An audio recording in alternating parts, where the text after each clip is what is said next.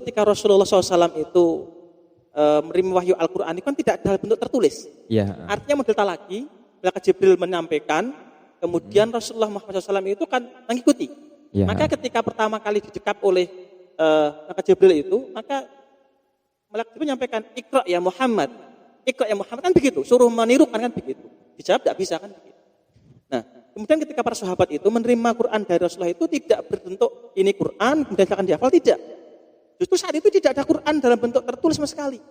Tapi dari mulut ke mulut itu disampaikan Quran itu. Sehingga sampai kemudian meresap dalam hati mereka, bahkan dalam bentuk perbuatan. Gitu. Dihafal, tidak sekedar dihafal. Dan para ulama menyampaikan menghafal itu baru tingkat terdasar. Oke. Dalam sebuah tahapan dalam memahami Quran. Kan begitu. Itu yang pertama. Yang kedua, bahwa kita yakin Al-Quran itu memang tidak sekedar dihafal. Nah, tangga pertama memang menghafal dulu untuk sampai kemudian diamalkan kan begitu. Nah, kalau kemudian ada orang yang mengatakan Al-Quran tidak penting lagi untuk dihafalkan, tidak relevan. Kenapa dihafalkan? Karena ketika kita tidak hafal pun sudah bisa membaca dengan Android macam-macam kan begitu. Bukan dari itu. Tapi sekali lagi bahwa logika yang dibangun bukan masalah sudah banyak tidaknya Quran itu ada saat ini tersedia, tetapi bahwa keyakinan kita sebagai orang Muslim itu menghafal itu bagian dari ibadah kita. Oke. Kan begitu. Bahkan Rasulullah menyampaikan betapa fadilah ketika orang itu mampu menghafal Quran dengan baik, itu kelak berhak untuk memberikan syafaat pada keluarganya. Ya. Bahkan berhak untuk memberikan mahkota pada orang tuanya. Itu keyakinan kita bangun. Oke. Kan begitu. Dan mahkota itu sampai kapanpun, bahkan sejak Nabi Adam sampai orang terakhir besok di muka bumi yang hidup itu tidak akan pernah mampu melihat betapa luar biasanya mahkota itu. Maka ketika kita memberikan motivasi pada anak kita menghafal itu tidak sekedar tadi alasannya, tapi memang ada fadilah besar gitu. Oke, berarti keutamaan dalam menghafal Al-Quran ya? Iya. Misalkan ketika kita tadi sudah disampaikan, kita bisa memberikan syafaat pada orang yang kita cintai misalkan, jadi seperti itu. Jadi bukan hanya sekedar menyelamatkan Al-Quran. Ya. Bahkan Allah juga mengatakan Al-Quran akan tetap terjaga ya, di sampai hari kiamat. Jadi sebenarnya kita lebih mencari keberkahannya dalam menghafal Al-Quran. Oke, kemudian begini, terkadang, jadi anak-anak kita sendirilah, jadi siswa-siswi kita sendiri ketika dalam menghafal Al-Quran itu mengalami kesulitan. Jadi mengalami kesulitan, kemarin saja ketika kita sudah membuka wisuda tahfidz, ya Alhamdulillah antusiasnya banyak. Cuma ada beberapa anak yang memang ketika sudah menghafalkan sudah menyerah karena kesulitan dalam menghafal Al-Quran. Sebenarnya metode yang pas ketika kita ingin membaca Al-Quran itu, menghafal maksudnya, itu seperti apa?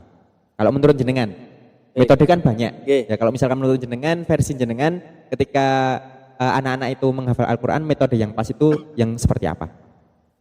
Kalau saya sebenarnya bagaimanapun orang terbaik itu kan tetap di zaman sahabat kan. Iya. Artinya mereka itu orang terbaik itu ketika menghafal Quran itu adalah memang diulang. Walaupun hari ini banyak bermunculan metode cepat menghafal Quran, mudah menghafal Quran, bahkan ada metode menghafal Quran sudah tersenyum, metode kecap macam-macam lah begitu. Yeah. Tapi bagi saya pribadi itu meyakini bahwa metode terbaik dalam menghafal Quran itu ya diulang-ulang. Bahkan ada seorang ustadz itu, Ustadz Imaduddin kalau salah, beliau alumni Syikarimah itu menyampaikan, beliau menghafal Quran 30 juz itu dibagi dua. Juz pertama sampai juz 15 itu beliau ulang selama 50 kali sebelum disetorkan. Itu baru murojaah saja ya, sebelum disetorkan. Kemudian yang juz separohnya 16 sampai 30 itu cuma diulang 25 kali. Beliau menyampaikan, wallahi demi Allah, bahwa setengah juz yang pertama tadi, yang saya ulang 50 kali itu hari ini lebih melekat dalam otak saya, dalam hati saya, dibandingkan yang setengah juz berikutnya, yang cuma diulang 25 kali. Artinya bahwa itu apapun yang ditawarkan itu tetap bagi saya itu adalah namanya menghafal itu adalah intinya murojaah. Oke, murojaah mengulang kembali hafalan yang sudah diingat. Iya. Ya karena memang kunci dari hafalan itu kan memang murojaah. Iya, kadang kan kita sudah hafal satu kali kemudian kita tidak pernah murojaah, ya lupa gitu loh. Jadi seperti itu. Jadi memang kuncinya kalau metodenya dengan itu murojaah. Walaupun sudah hafal tetap diulang-ulangi karena memang bahkan ketika kita mengulang pun juga dapatkan pahala dari Allah. Jadi tidak ada yang sia-sia, jadi seperti itu. Kemudian kalau tadi metode untuk anak, sekarang untuk orang tua, kira-kira seperti apa? Karena memang kadang anak itu sudah semangat untuk menghafal, Oke. kemudian nah ini terkait dengan orang tua, itu bagaimana harusnya? Ya. Ini pengalaman saja bahwa tidak bisa kemudian melahirkan dasar baik itu kemudian anak diantar orang tua, kemudian datang ke sebuah sekolah Islam, kemudian sampaikan kepada para ustadz-ustadznya, Ustadz, saya titip anak saya bayar sekian, nanti pulang saya pengen anak saya soleh, solikah. Oke. Kalau ada seperti itu, maka saya siap, Tat. Menitipkan anak saya, tak kirim ke sekolah begitu, tak sampaikan, Tat, saya titip anak saya pengen taunya pulang di soleh, solikah, hafal Quran sekian juz. Nah, seperti itu tidak pernah dikenal di kalangan ulama, Tat. Oke. Karena ulama-ulama besar dulu itu menjadi besar itu tetap ada peran orang tua kan begitu. Ya, kita tahu tadi Imam Syafi'i Iya, itu kan betul. dari ibunya juga. Iya, betul. Kemudian Muhammad Al-Fatih Iya. itu dari orang tuanya. Tapi kalau Muhammad Al-Fatih kan kasusnya orang tuanya raja, kemudian dia menitipkan, kalau nggak salah nanti bisa dikoreksi, Iya. ke dua guru, Iya. saya lupa Aksamsuddin. namanya, Ya. yang mengajarkan agama, kemudian juga yang mengajarkan tentang Al-Quran. Ya. Itu lah menyenangkan pribon. Ya begitu. Makanya sebenarnya tidak bisa kemudian kesolehan anak itu kemudian tanpa peran serta orang tua tidak mungkin. Oke. Maka kalau kita lihat di dalam surat Al-Kahfi Iya. itu salah satu cerita yang dimuat di sana adalah cerita ada dua anak yatim yang kemudian rumahnya mau roboh, itu kemudian Allah hadirkan dua nabi sekaligus, bayangkan, untuk membutuhkan rumahnya. Kalau rumah kita tadi ya, rumah kita itu kan Oke. yang bangun tukang-tukang kita. Ya. Boleh jadi tukang-tukang kita itu juga sholat. Tapi anak yatim tadi itu justru Nabi. yang membangun itu dua orang nabi. Kan begitu ya, Nabi Musa dan Nabi Khidir kan Khidir. begitu. Nah, kemudian muncul pertanyaan, apa kehebatan dua anak itu? Kemudian sampai Allah utus dua nabi untuk memperbaiki rumahnya. Ternyata para ulama memberikan satu keterangan bahwa ternyata abuhuma solihah begitu. Orang tuanya dulu itu orang yang soleh. Sehingga ketika kesolehan orang tua itu bahkan diceritakan itu tidak orang tua langsung, tapi orang tua 7 tingkatan sebelumnya. Oke. Itu mampu memberikan penjagaan kebaikan pada anak-anaknya. Maka kalau kita itu pengen anak kita soleh solihah, pengen juga hafal Quran, ya kita orang tua itu juga harus soleh dulu. Kan begitu, ada jaminan soleh. Kemudian kita juga punya semangat untuk menghafal Quran. Paling tidak itu menemani lah. Ya, menemani. Membersamai anak ketika proses dalam menghafalnya itu. Ya, kadang kan anak ketika tidak ditemani, ya wes sakarepe dhewe gitu. Iya. Jadi seperti itu. Iya. Oke, berarti peran orang tua itu sangat penting. Jadi mungkin untuk para ayah bunda, jadi perlu pendampingan ya terkait dengan menghafal Al-Quran. Karena memang ya saya pengalaman di kelas sendiri juga sama ketika beberapa anak itu saya bisa membandingkan. Misalkan ada satu anak yang di rumahnya itu orang tuanya selalu mendampingi walaupun tidak bisa membaca Al-Quran gitu loh. Jadi seperti karena didampingi terus kemudian dimotivasi akhirnya bisa selesai hafalannya, targetnya. Kemudian anak yang mungkin secara kapasitas untuk menghafal cepat lah. Tapi karena memang kurang pendampingan ya seperti itu. Jadi memang peran orang tua itu cukup penting dalam mendidik anak untuk menghafal Al-Quran. Jadi seperti itu. Bukan hanya Al-Quran sih, sebenarnya untuk pelajaran-pelajaran yang lainnya itu juga sama. Iya. Oke. Ya, itu beberapa yang bisa kita bicarakan pada hari ini.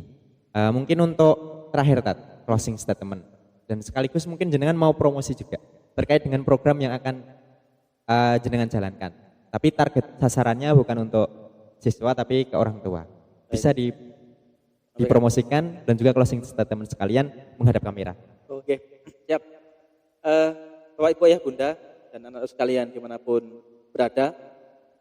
Yang pertama bahwa kita bersyukur kalau hari ini kita itu masih Allah berikan kenikmatan berupa hidayah Islam. Yang kemudian dengan Islam itu mengajarkan kepada kita tentang bagaimana menjadi orang terbaik di masing-masing zamannya. Yang itu kemudian jadi harapan siapapun ketika dia memang berharap pahala dari Allah Subhanahu wa taala. Bahwa tadi obrolan kita itu sampaikan kita risau ketika kemudian pendidikan hari ini itu tidak mampu melahirkan orang-orang cerdas yang punya karakter, punya kesolehan. Dan insya Allah Islam itu solusi terbaik kita untuk menghadirkan orang-orang cerdas, berkarakter, bermoral. Itu yang pertama. Yang kedua, bahwa Quran yang hari ini kita hafalkan itu tidak sekedar kemudian dalam rangka kita menjaga Quran, ya tidak punah dari muka bumi ini, walaupun itu iya ya. Tapi kita lebih berharap bahwa ketika kita menghafal itu dalam rangka kita taat pada Allah SWT, kemudian kita berharap bahwa dengan hafalan itu Allah akan memberikan pahala terbaik ketika kita menghadap Allah SWT. Bahkan ketika kita bagi Bapak Ibu Ayah Bunda mampu mendidik anak-anak kita menjadi orang-orang yang mampu menghafal Quran dengan baik, maka kita berharap bahwa anak-anak kita itu kelak akan memberikan mahkota terbaik untuk diri kita. Yang hari ini mungkin kehidupan secara materi itu kekurangan, begitu, tidak bisa beli mahkota atau apapun, begitu, bahkan tidak bisa mulia di hadapan masyarakat. Tapi ketika kita punya investasi terbesar anak kita yang soleh-solehah mau menghafal Quran, kita berharap bahwa ada kenikmatan, kehormatan yang kita dapatkan di akhirat kelak. Yang terakhir saya sampaikan, insya Allah bahwa kebetulan sekali lagi saya diamai di bidang guru Quran, kita berencana bahwa ke depan, insya Allah nanti semester depan kita akan membuka kesempatan bagi para wali siswa, terutama SD Ideul Albab sementara, untuk bisa belajar Quran dari nol. Kita akan buka kesempatan nanti, insya Allah kita akan buka, insya Allah nanti kita akan buatkan wadah, insya Allah kemarin kita beri nama Quran Learning Center SD Ideul Albab, dan sekali lagi itu nanti harapannya menjadi kontribusi real SD Ideul Albab untuk pembebasan buta baca Quran bagi masyarakat. Oke. Nah, itu Tat. Oke. Ya, demikian podcast kita pada siang hari ini, karena ini waktunya siang ya. Jadi mudah-mudahan kita bisa sambung ke podcast selanjutnya. Terima kasih untuk Ustadz Anjar yang sudah menjadi narasumber pada kesempatan hari ini. Kemudian untuk berikutnya kita tunggu episode berikutnya, nanti kita akan mencari pembicara yang lain. Jadi seperti itu. Jadi mudah-mudahan ini bisa berlanjut, dan jangan lupa untuk orang tua, siswa atau siapapun lah, jangan lupa like, komen, dan share, dan juga di subscribe. Jadi biar nanti kita dari tim media SD Ideul Albab juga semangat untuk membuat karyanya. Jadi seperti itu. Mungkin itu yang dapat kami sampaikan, kurang lebihnya mohon maaf. Wassalamualaikum warahmatullahi wabarakatuh.